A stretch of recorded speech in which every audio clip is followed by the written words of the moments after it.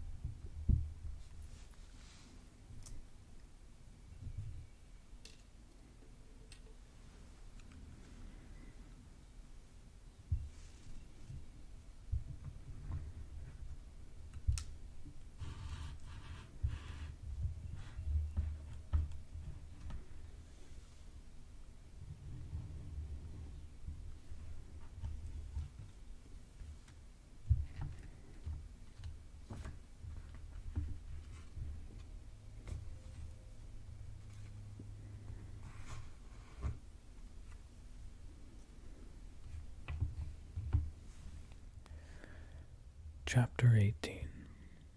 Dr. Seward's Diary. September 30th. I got home at 5 o'clock and found that Godalming and Morris had not only arrived, but had already studied the transcript of the various diaries and letters, which Harker had not yet returned from his visit to the carrier's men, of whom Dr. Hennessy had written to me. Miss Harker gave us a cup of tea, and I can honestly say that, for the first time since I have lived in it, this old house seemed like home. When we had finished, Miss Harker said, "Dr. Seward, may I ask a favor? I want to see your patient, Mr. Renfield. Do let me see him. What you have said of him in your diary interests me so much."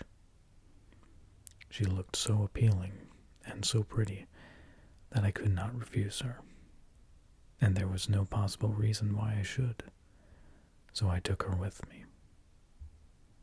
When I went into the room, I told the man that a lady would like to see him, to which he simply answered, "Why?" "She's going through the house and wants to see everyone in it," I answered. "Oh, very well," he said. "Let her come in, by all means, but just wait a minute till I tidy up the place." His method of tidying was peculiar. He simply swallowed all the flies and spiders in the boxes before I could stop him. It was quite evident that he feared, or was jealous of, some interference. When he had got through his disgusting task, he said cheerfully, "Let the lady come in," and sat down on the edge of his bed, with his head down, but with his eyelids raised, so that he could see her as she entered. For a moment I thought that he might have some homicidal intent. I remembered how quiet he had been just before he attacked me in my own study, and I took care to stand where I could seize him at once if he attempted to make a spring at her. She came into the room with an easy gracefulness, which would at once command the respect of any lunatic, for easiness is one of the qualities mad people most respect. She walked over to him, smiling pleasantly, and held out her hand. "Good evening, Mr. Renfield," said she. "You see, I know you, for Dr. Seward has told me of you." He made no immediate reply, but eyed her all over intently, with a set frown on his face. This look gave way to one of wonder, which merged in doubt. Then, to my intense astonishment, he said, "You're not the girl the doctor wanted to marry, are you? You can't be, you know, for she's dead." Miss Harker smiled sweetly as she replied, "Oh, no. I have a husband of my own, to whom I was married before I ever saw Dr. Seward or he me. I am Miss Harker." "Then what are you doing here?" "My husband and I are staying on a visit with Dr. Seward." "Then don't stay." "But why not?" I thought this style of conversation might not be pleasant to Miss Harker any more than it was to me, so I joined in. "How did you know I wanted to marry anyone?" His reply was simply contemptuous, given in a pause in which he turned his eyes from Miss Harker to me, instantly turning them back again. What an asinine question. "I don't see that at all, Mr. Renfield," said Miss Harker, at once championing me.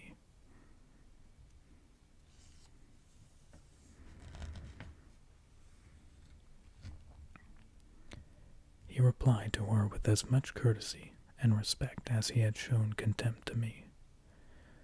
"You will, of course, understand, Miss Harker, that when a man is so loved and honored as our host is, everything regarding him is of interest in our little community. Dr. Seward is loved not only by his household and his friends, but even by his patients, who, being some of them hardly in mental equilibrium, are apt to distort causes and effects. Since I myself have been an inmate of a lunatic asylum, I cannot but notice that the sophistic tendencies of some of its inmates lean towards the errors of non causa and ignoratio elenchi. I positively opened my eyes at this new development. Here was my own pet lunatic, the most pronounced of his type that I had ever met with, talking elemental philosophy, and with the manner of a polished gentleman. I wonder if it was Miss Harker's presence which had touched some chord in his memory. If this new phase was spontaneous, or in any way due to her unconscious influence, she must have some rare gift or power. We continued to talk for some time, and seeing that he was seemingly quite reasonable, she ventured, looking at me questioningly as she began to lead him to his favorite topic. I was again astonished, for he addressed himself to the question with the impartiality of the completest sanity. He even took himself as an example when he mentioned certain things. "Why, I myself am an instance of a man who had a strange belief. Indeed, it was no wonder that my friends were alarmed and insisted on my being put under control. I used to fancy that life was a positive and perpetual entity, and that by consuming a multitude of live things, no matter how low in the scale of creation, one might indefinitely prolong life. At times I held the belief so strongly that I actually tried to take human life. The doctor here will bear me out that on one occasion I tried to kill him for the purpose of strengthening my vital powers by the assimilation with my own body of his life through the medium of his blood, relying, of course, upon the scriptural phrase, "For the blood is life." Though indeed the vendor of a certain nostrum has vulgarized the truism to the very point of contempt. Isn't that true, Doctor? I nodded assent, for I was so amazed that I hardly knew what to either think or say. It was hard to imagine that I had seen him eat up his spiders and flies not 5 minutes before. Looking at my watch, I saw that I should go to the station to meet Van Helsing, so I told Miss Harker that it was time to leave. She came at once, after saying pleasantly to Mr. Renfield, "Goodbye, and I hope I may see you often, under auspices pleasanter to yourself." To which, to my astonishment, he replied, "Goodbye, my dear.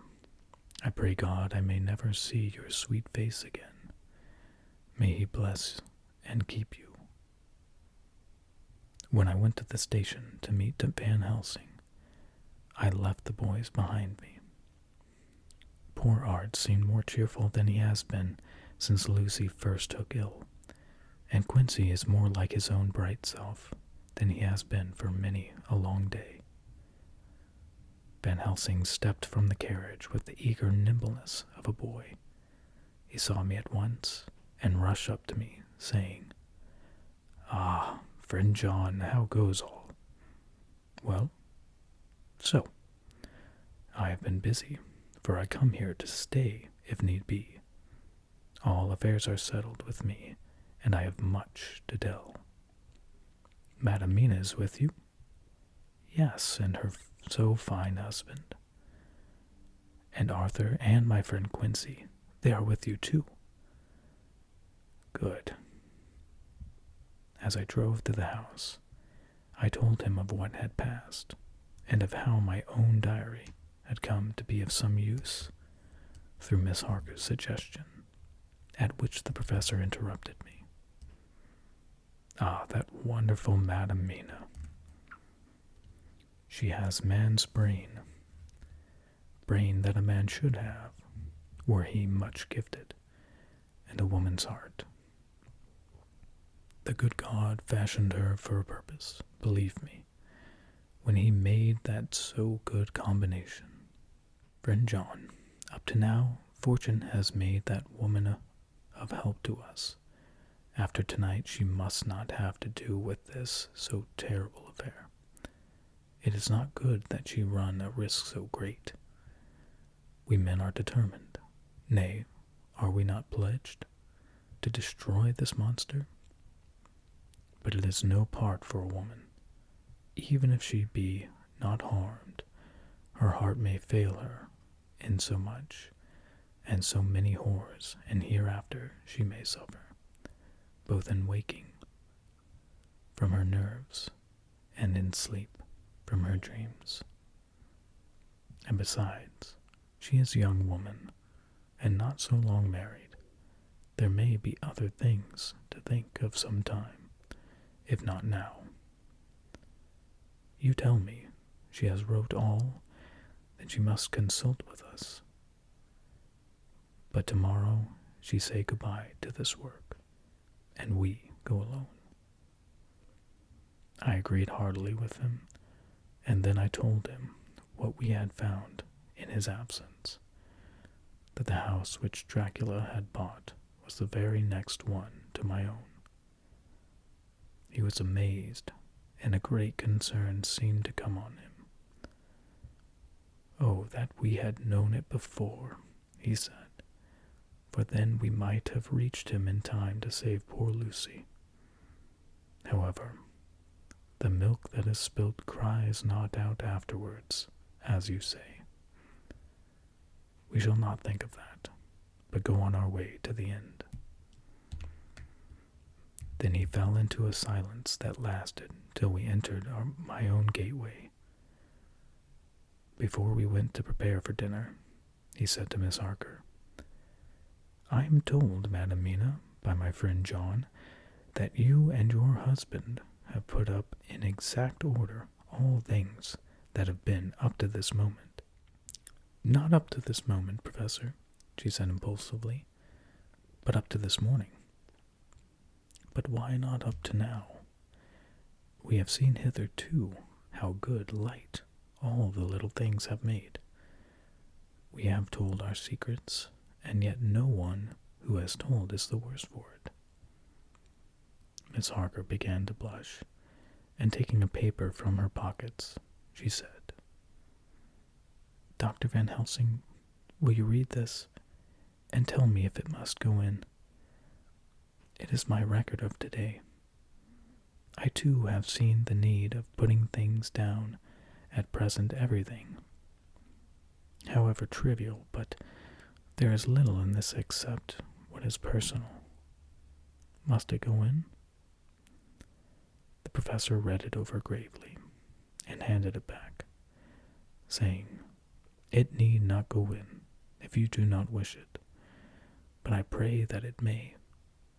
It can but make your husband love you the more, and all us, your friends, more honor you, as well as more esteem and love." She took it back with another blush and a bright smile. "And so now, up to this very hour, all the records we have are complete and in order." The professor took away one copy to study after dinner, and before our meeting, which is fixed for 9 o'clock. The rest of us have already read everything, so when we meet in the study, we shall all be informed as to facts, and can arrange our plan of battle with this terrible and mysterious enemy.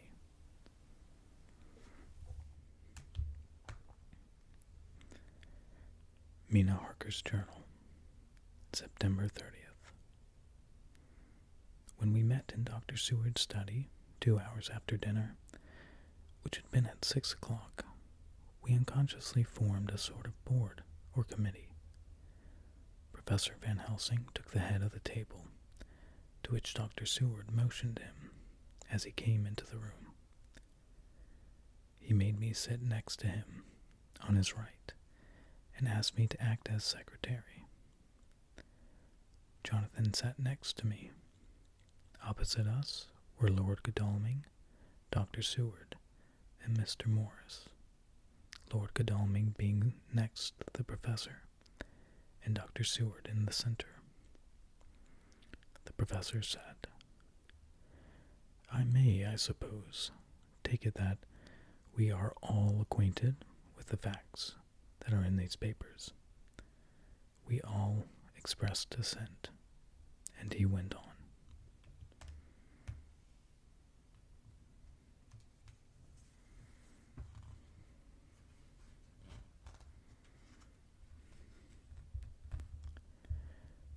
"Then it were, I think, good that I tell you something of the kind of enemy with which we have to deal. I shall then make known to you something of the history of this man, which has been ascertained for me, so we can then discuss how we shall act, and can take our measure according. There are such beings as vampires. Some of us have evidence that they exist. Even had we not the proof of our own unhappy experience, the teachings and records of the past give proof enough for sane peoples. I admit that at the first I was skeptic. Were it not that through long years I have trained myself to keep an open mind, I could not have believed until such time as the fact thunder on my ear See, I prove. Alas, had I known at first what now I know, nay, had I even guessed at him, one so precious life had been spared to many of us who did love her. But that is gone, and we must so work that other poor souls perish not, whilst we can save. The Nosferatu do not die like the bee when he sting once. He is only stronger, and being stronger, have yet more power to work evil. This vampire which is amongst us is of himself so strong in person as 20 men. He is of cunning more than mortal, for his cunning be the growth of ages. He have still the aids of necromancy, which is, as his etymology imply, the divination by the dead, and all the dead that he can come nigh to are for him at command. He is brute, and more than brute. He is devil and callous, and the heart of him is not. He can within his range direct the elements, the storm, the fog, the thunder. He can command all the meaner things, the rat, the owl, and the bat, the moth, and the fox, and the wolf. He can grow and become small, and he can at times vanish and come unknown. How then are we to begin our strike to destroy him? How shall we find his where? And having found it, how can we destroy? My friends, this is much. It is a terrible task that we undertake, and there may be consequence to make the brave shudder. For if we fail in this our fight, he must surely win. And then where end we? Life is nothing. I heed him not. But to fail here is not mere life or death. It is that we become as him, that we henceforward become foul things of the night like him, without heart or conscience, preying on the bodies and the souls of those we love best. To us forever we are the gates of heaven shut, for who shall open them to us again? We go on for all time, abhorred by all, a blot on the face of God's sunshine, an arrow in the side of him who died for man. But we are face to face with duty, and in such case, must we shrink? For me, I say no, but then I am old, and life, with his sunshine, his fair places, his song of birds, his music, and his love, be far behind. You others are young. Some have seen sorrow, but there are fair days yet in store. What say you? Whilst he was speaking, Jonathan had taken my hand. I feared oh so much that the appalling nature of our danger was overcoming him, when I saw his hand stretch out. But it was life to me to feel its touch, so strong, so self-reliant, so resolute. A brave man's hand can speak for itself. It does not even need a woman's love to hear its music. When the professor had done speaking, my husband looked in my eyes, and I in his. There was no need for speaking between us. I answer for Mina and myself, he said. Count me in, Professor, said Mr. Quincy Morris. laconically as usual. "I am with you," said Lord Godalming, "for Lucy's sake, if for no other reason." Dr. Seward simply nodded. The professor stood up, and after laying his golden crucifix on the table, held out his hand on either side. I took his right hand, and Lord Godalming his left. Jonathan held my right with his left and stretched across to Mr. Morris. So as we all took hands, our solemn compact was made.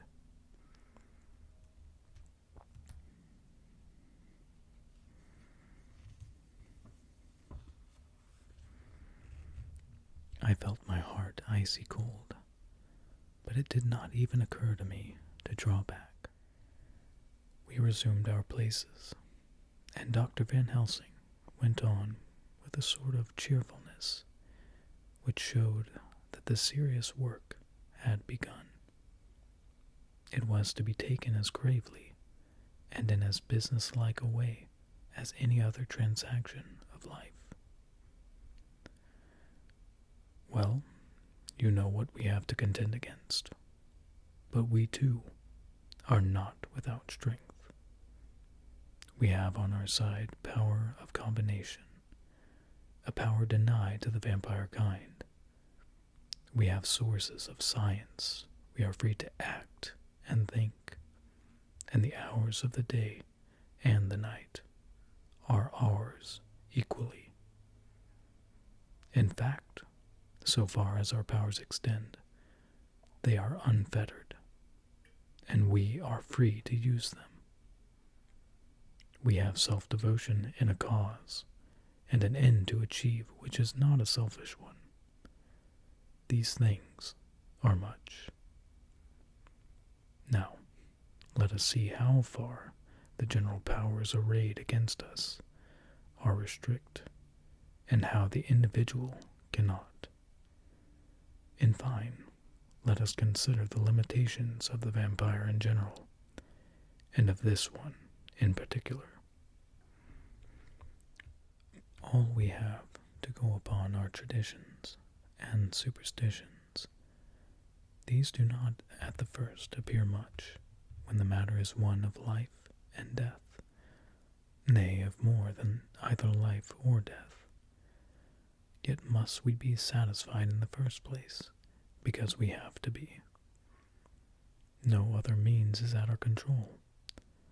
And secondly, because after all these things, tradition and superstition are everything. Does not the belief in vampires rest for others, though not, alas, for us on them?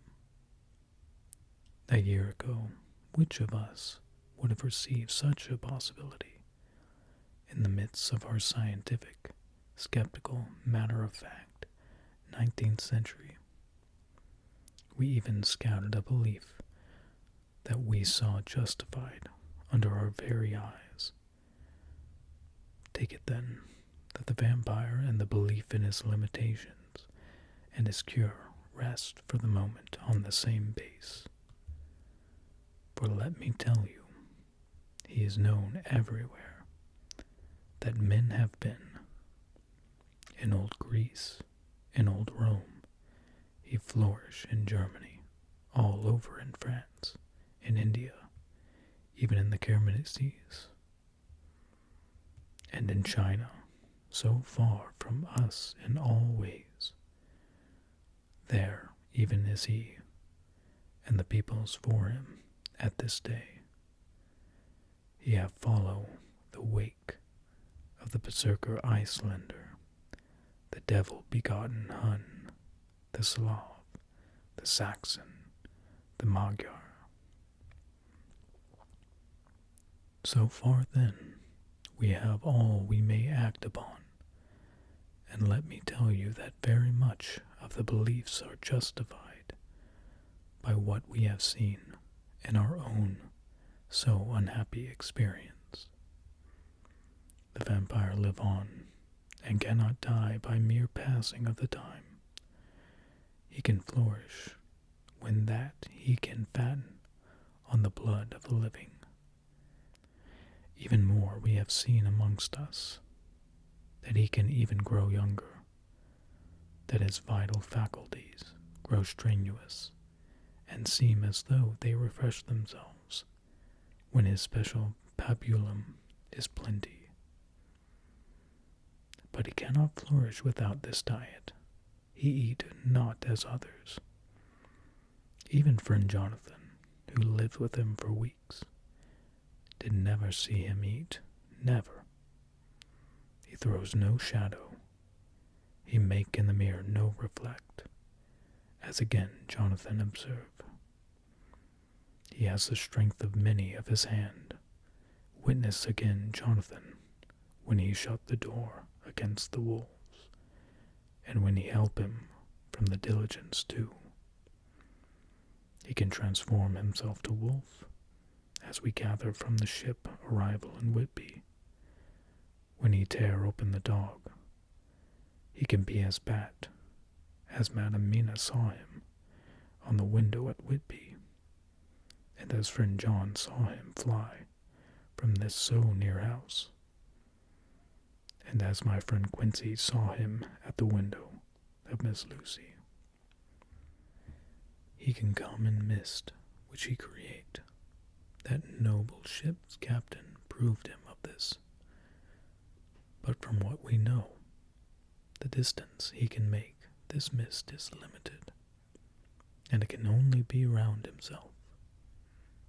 He come on moonlight rays as elemental dust, as again Jonathan saw those sisters in the castle of Dracula.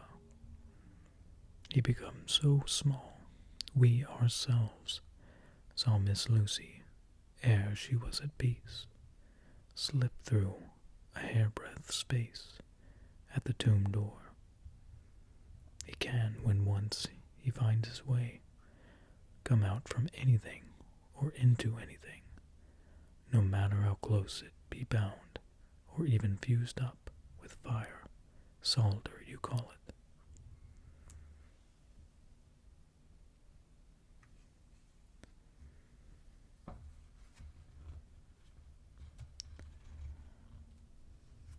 He can see in the dark, no small power this, in a world which is one half shut from the light.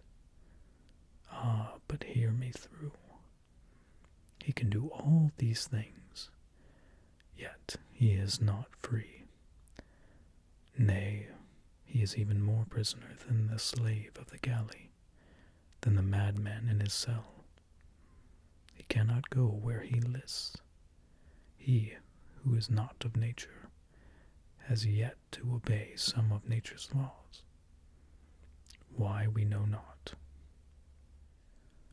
Only at certain times can he have limited freedom. If he be not at the place whither he is bound, he can only change himself at noon or at exact sunrise or sunset. These things we are told, and in this record of ours we have proof by inference. Thus, whereas he can do as he will within his limit, when he have his earth home, his coffin home, his hell home, the place unhallowed, as we saw, when he went to the grave of the suicide at Whitby, still at other time he can only change when the time come. It is said, too, that he can only pass running water at the slack or the flood of the tide. Then there are things which so afflict him that he has no power, as the garlic that we know of, and as for things sacred, as this symbol, my crucifix, that was amongst us even now, when we resolve, to them he is nothing, but in their presence he take his place far off, and silent with respect. There are others too, which I shall tell you of, lest in our seeking we may need them. The branch of wild rose on his coffin keep him, that he may not move from it. A sacred bullet fired into the coffin kill him, so that he be true dead. And as for the stake through him, we know already of its peace, or the cut-off head that giveth rest. We have seen it with our eyes. Thus, when we find the habitation of this man that was, we can confine him to his coffin and destroy him if we obey what we know. But he is clever.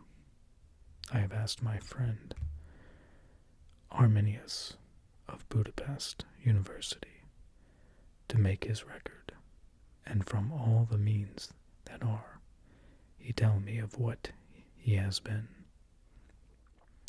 He must indeed have been that fulvoid Dracula, who won his name against the Turk over the great river on the very frontier of Turkeyland. If it be so, then was he no common man, for in that time, and for centuries after, he was spoken of as the cleverest and the most cunning, as well as the bravest of sons of the land beyond the forest. That mighty brain and that iron resolution went with him to his grave, and are even now arrayed against us. The Draculas were, say Arminius, a great and noble race, though now and again were scions, who were held by their coevals to have had dealings with the evil one. They learned his secrets in the Scholomance amongst the mountains over Lake Hermanstadt, where the devil claims the 10th scholar as his due. In the records are such words as Strigojka, witch, Ordog, and Pokul, Satan and hell, and in one manuscript, this very Dracula is spoken of as vampire, which we all understand too well. There have been from the loins of this very great one man, and good women, and their graves make sacred the earth, where alone this foulness can dwell. For it is not the least of its terrors that this evil thing is rooted deep in all good, in soil barren of holy memories, it cannot rest. Whilst they were talking, Mr. Moritz was looking steadily at the window, and he now got up quietly and went out of the room. There was a little pause, and then the professor went on. And now we must settle what we do.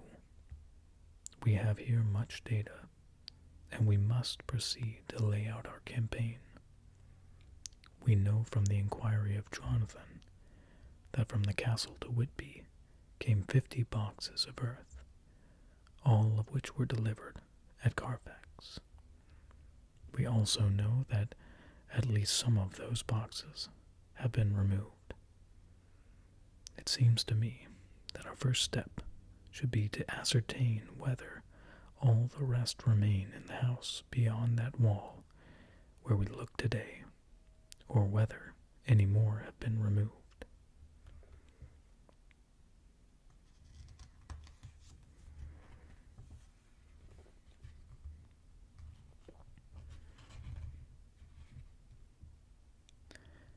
If the latter, we must. Here we were interrupted in a very startling way. Outside the house came the sound of a pistol shot. The glass of the window was shattered with a bullet, which ricocheting from the top of the embrasure struck the far wall of the room. I am afraid I am at heart a coward, for I shrieked out. The men all jumped to their feet. Lord Godalming flew over to the window and threw up the sash. As he did so, we heard Mr. Moore's voice without. "Sorry. I fear I may have alarmed you. I shall come in and tell you about it." A minute later he came in and said, "It was an idiotic thing of me to do, and I ask your pardon, Miss Harker, most sincerely. I fear I must have frightened you terribly. But the fact is that, whilst the professor was talking, there came a big bat and sat on the windowsill.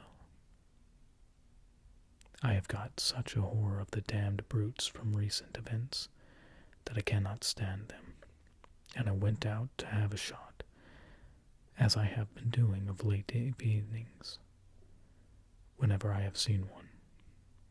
You used to laugh at me for it then, Art." "Did you hit it?" asked Dr. Van Helsing. "I don't know. I fancy not, for it flew away into the wood." Without saying any more, he took his seat, and the professor began to resume his statement. "We must trace each of these boxes, and when we are ready, we must either capture or kill this monster in his lair, or we must, so to speak, sterilize the earth, so that no more he can seek safety in it.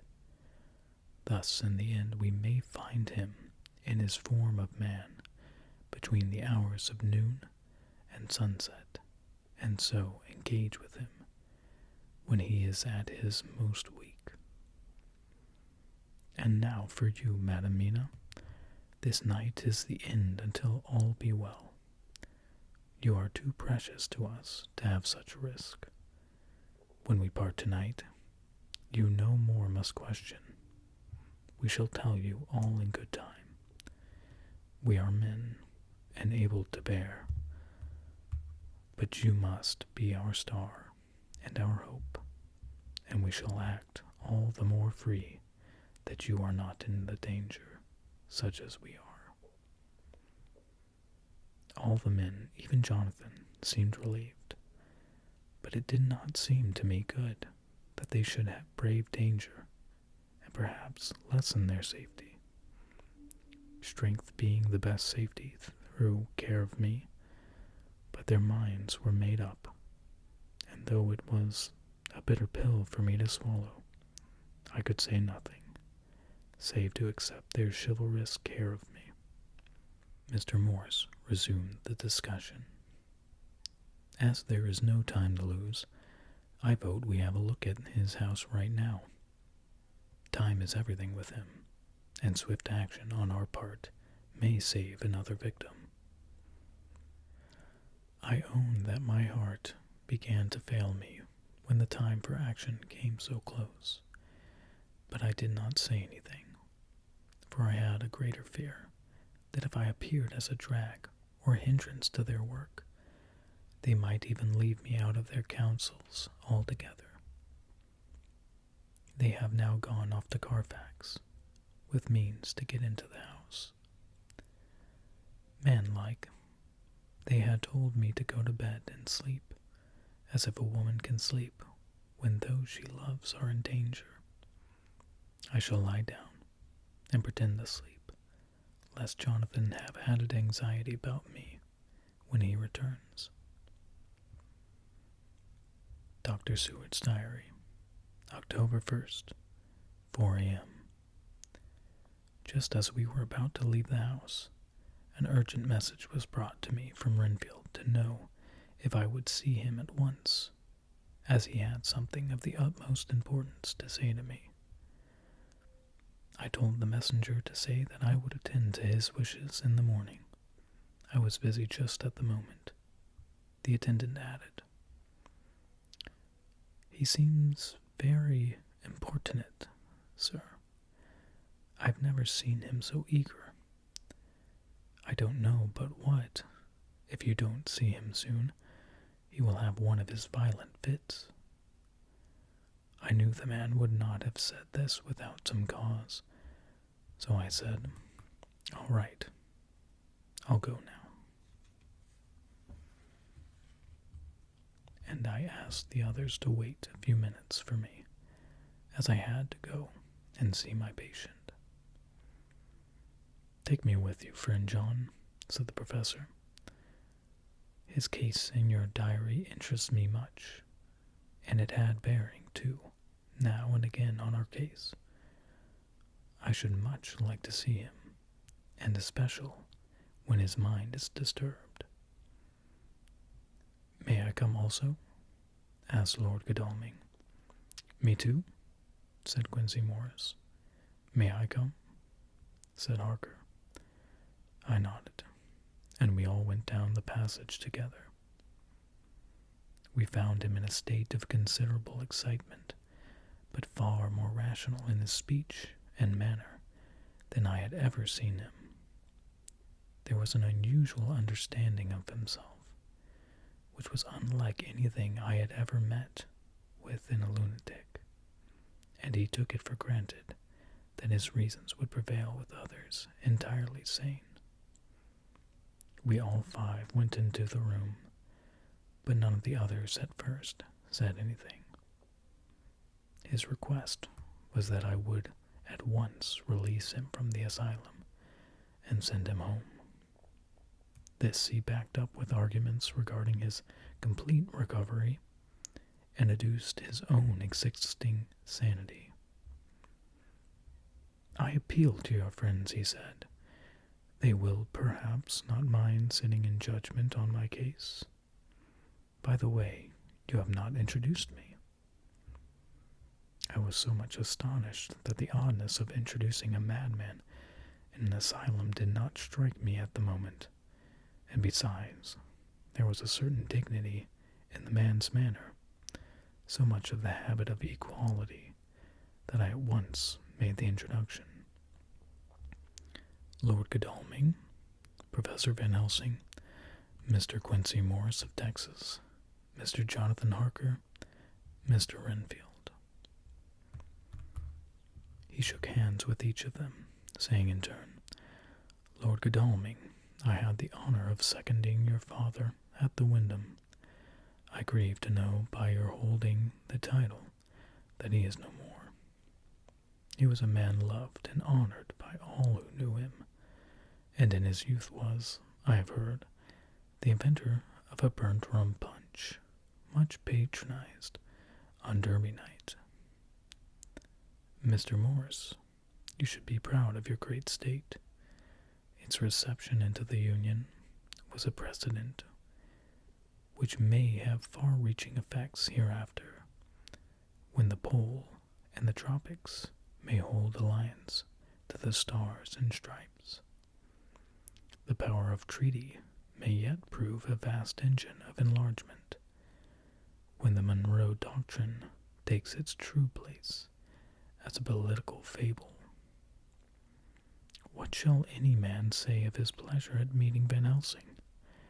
Sir, I make no apology for dropping all forms of conventional prefix. When an individual has revolutionized therapeutics by his discovery of the continuous evolution of brain matter, conventional forms are unfitting, since they would seem to limit him to one of a class. You, gentlemen, who by nationality, by heredity, or by the possession of natural gifts, are fitted to hold your respective places in the moving world, I take to witness that I am as sane as at least the majority of men who are in full possession of their liberties. And I am sure that you, Dr. Seward, humanitarian and medico-jurist, as well as scientist, will deem it a moral duty to deal with me as one to be considered as under exceptional circumstances." He made this last appeal with a courtly air of conviction, which was not without its own charm. I think we were all staggered. For my own part, I was under the conviction, despite my knowledge of the man's character and history, that his reason had been restored, and I felt under a strong impulse to tell him that I was satisfied as to his sanity, and would see about the necessary formalities for his release in the morning. I thought it better to wait, however, before making so grave a statement, for of old I knew the sudden changes to which this particular patient was liable.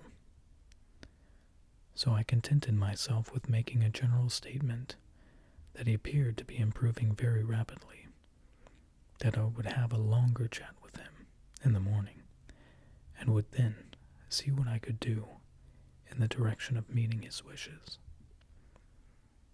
This did not at all satisfy him, for he said quickly, "But I fear, Dr. Seward, that you hardly apprehend my wish. I desire to go at once, here, now, this very hour, this very moment, if I may.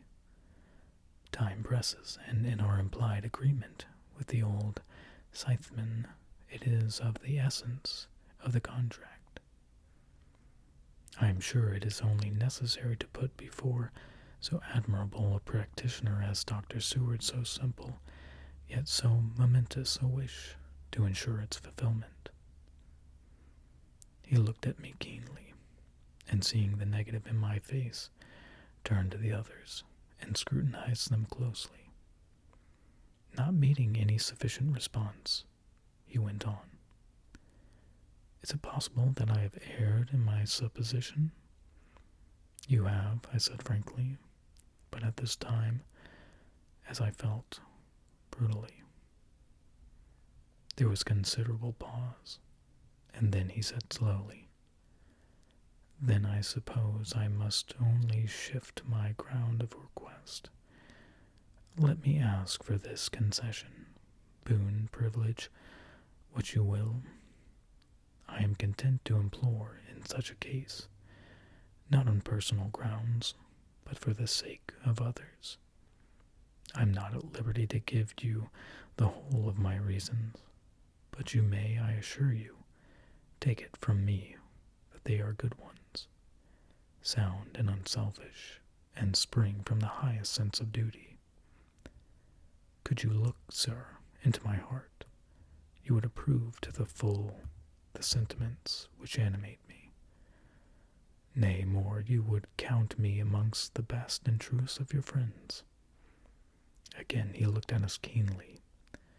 I had a growing conviction that this sudden change of his entire intellectual method was but yet another phase of its madness, and so determined to let him go on a little longer, knowing from experience that he would, like all lunatics, give himself away in the end. Van Helsing was gazing at him with a look of utmost intensity, his bushy eyebrows almost meeting with the fixed concentration of his look.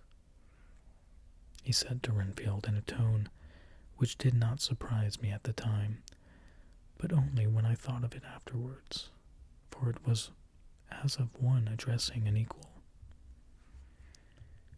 "Can you not tell frankly your real reason for wishing to be free tonight? I will undertake that if you will satisfy even me, a stranger, without prejudice, and with the habit of keeping an open mind, Dr. Seward will give you, at his own risk and on his own responsibility, the privilege you seek." He shook his head sadly, and with a look of poignant regret on his face, the professor went on. "Come, sir, bethink yourself.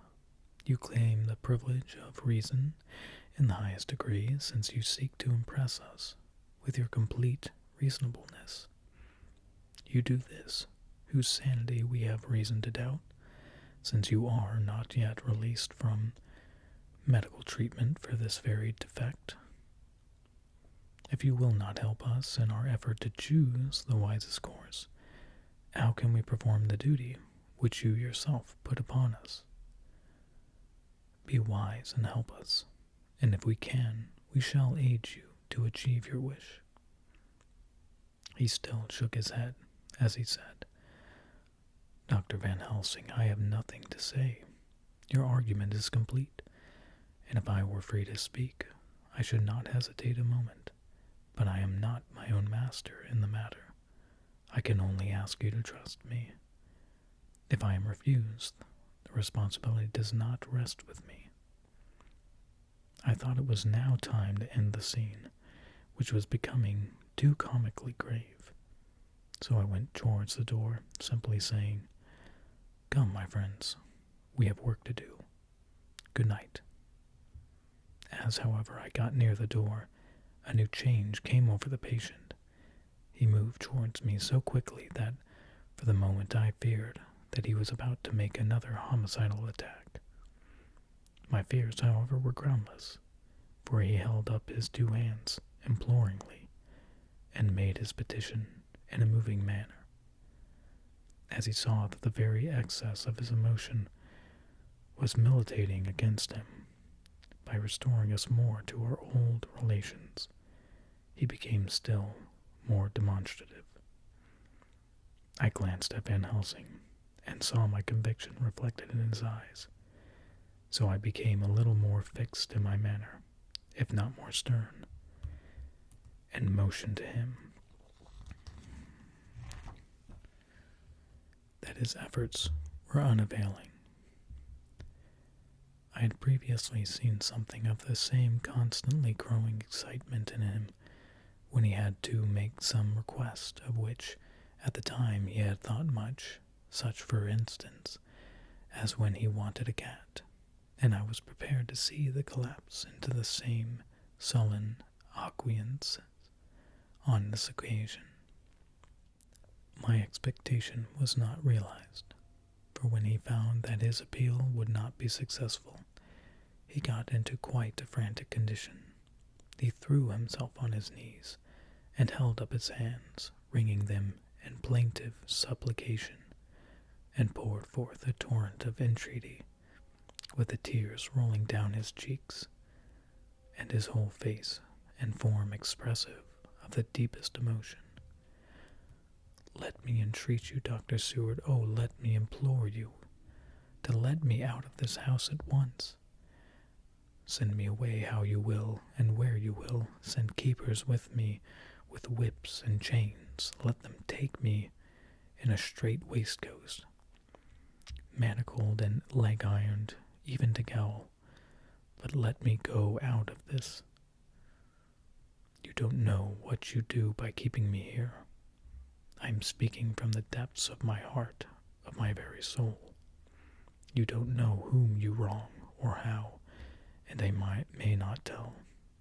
Woe is me! I may not tell. By all you hold sacred, by all you hold dear, by your love that is lost, by your hope that lives, for the sake of the Almighty, take me out of this and save my soul from guilt. Can't you hear me, man? Can't you understand? Will you never learn? Don't you know that I am sane and earnest now, that I am no lunatic in a mad fit, but a sane man fighting for his soul? Oh, hear me, hear me. Let me go, let me go, let me go." I thought that the longer this went on, the wilder he would get, and so would bring on a fit. So I took him by the hand and raised him up. "Come," I said sternly, "no more of this. We have had quite enough already. Get to your bed and try to behave more discreetly." He suddenly stopped and looked at me intently for several moments. Then, without a word, he arose and, moving over, sat down on the side of the bed. The collapse had come, as on former occasions, just as I expected. When I was leaving the room last of our party, he said to me in a quiet, well-bred voice, "You will, I trust, Dr. Seward, do me the justice to bear in mind later on that I did what I could to convince you tonight